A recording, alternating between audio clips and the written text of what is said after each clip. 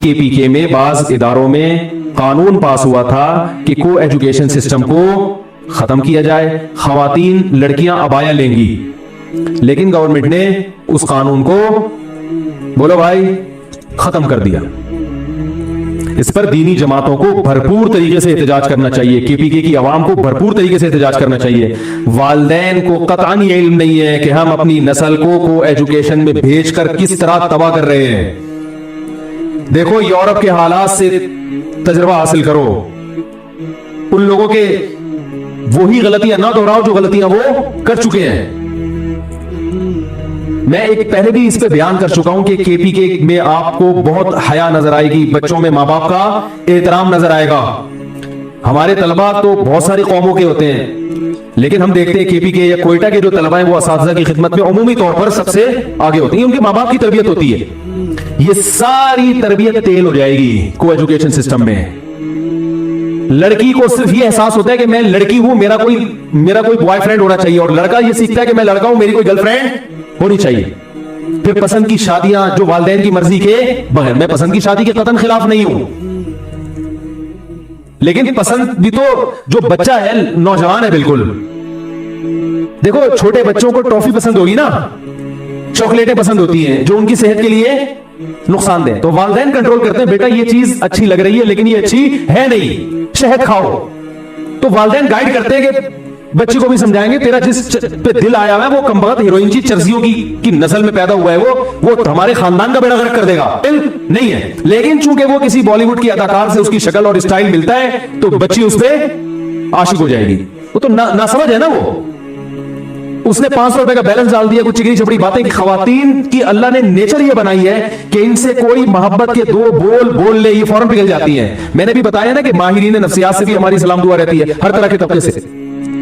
मैं एक चीज सुन के हैरान हो गया, एक बहुत बड़े माहिर नफ्सियात है, उन्होंने मुझे बताया कि यूरोप में जो माहिर नफ्सियात, खूब सुने अच्छी तरह ये बात, यूरोप में जो माहिर नफ्सियात है, जो खास तौर पर साइकोलॉजिस्ट होते हैं, उनको अपने किसी पेशेंट से अलग से दोस्ती लगाने पर पाबंदी है, इश्क मुआशके पर पाबंदी है।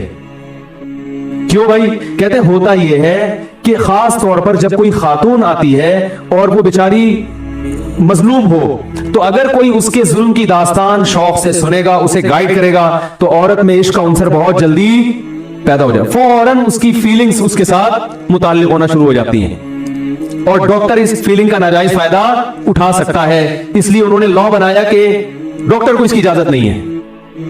नहीं आ रही मेरा ख्याल है बात समझ में? इससे क्या पता चलता है? कोई भी मजलूम हो, कोई भी परेशान हो, किसी के घर में अब्बा सख्त हैं, बाज़ दफा तो ऐसे होता है शौहर थोड़ा सा जालिम है, ज्यादा नहीं। बेगम साहिबा ने किसी को बताया कि मेरे साथ ऐसा हो रहा है, जिस बंदे को बताया उसने मशवरे देना शुरू कर दिया और उसने हमदर्दियां शेयर करना शुरू कर दी कि भाई ठीक है आप मुझे बताएं, तो औरत की तबीयत शौहर से हटके कहां माइल हो जाती है? बोलो ना भाई उस बंदे की तरफ। ये तो मेरे सामने दर्जनों केस आ चुके हैं ऐसे।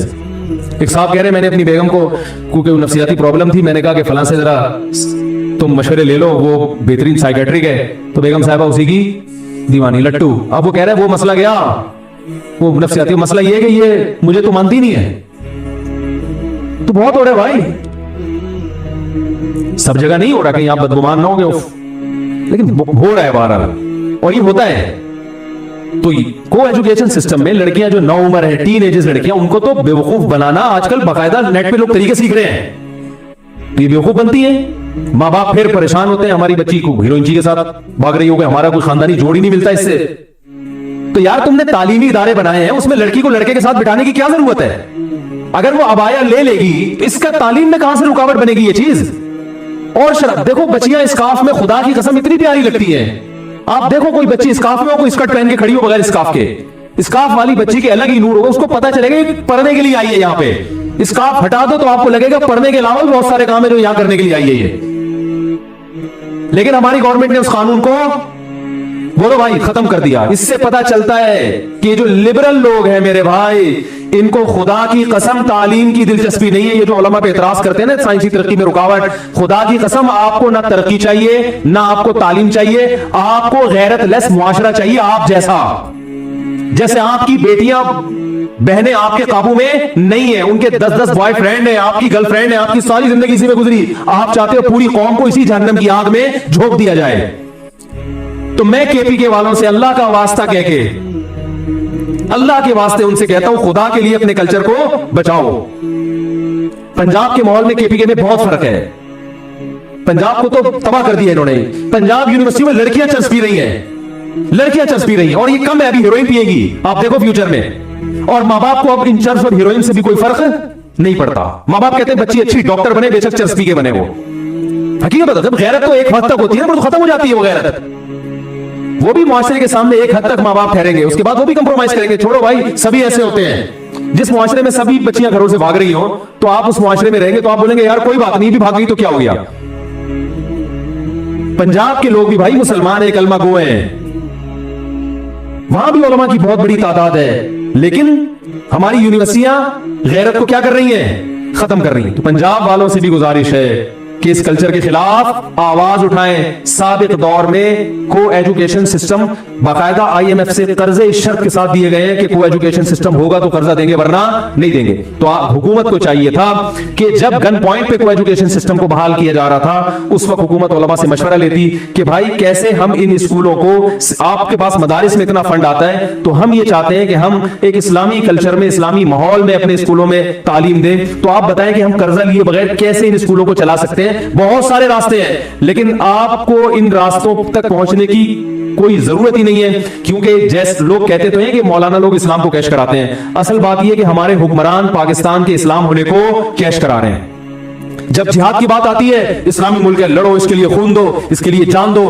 इस्लामी कंट्री, मैं भी ये बात करता हूं, करनी चाहिए, लेकिन पूरी बात करो। अगर इस्लामी कंट्री है और यकीनन है, तो हम इसके लिए जान जो देने का जज्बा रखते हैं, इसलिए नहीं कि ये पाकिस्तान है, बल्कि इसलिए कि ये क्या है, एक इस्लामिक स्टेट है। वरना इंडिया में और पाकिस्तान में हमारी नजर में फिर कोई फर्क नहीं है, बल्कि बहुत सी चीजों में वो हमसे अच्छा है।